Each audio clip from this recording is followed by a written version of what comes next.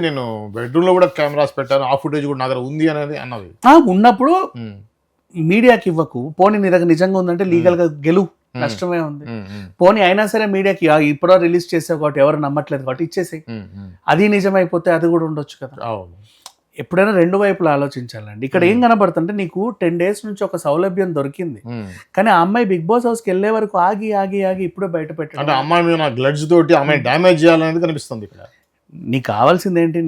ఏ ఆడది భరించదు, మొగుడు వెనకాల సీట్లో ఇంకొక ఆడది కూర్చున్నా భరించదు, కార్లో కూర్చున్నా భరించదు, ఆఫీస్లో చనువుగా మాట్లాడినా భరించదు. కానీ నీకు కావాల్సిన న్యాయం ఏంటి? అతని నుంచి విడిపోవాలి, నీకు ఎంతో కొంత రావాలి, ఏదో ఒకటి. అది సెటిల్ చేయడానికి అవసరమైతే పెద్దల మధ్య సెటిల్ చేసుకోవాలి, అత్తింటోళ్ళో అమ్మింటోళ్ళో లేకపోతే ఊరు పెద్దలో మీ కుల పెద్దలో, లేదా పోలీస్ స్టేషన్లు ఉన్నాయి, కోర్టులు ఉన్నాయి.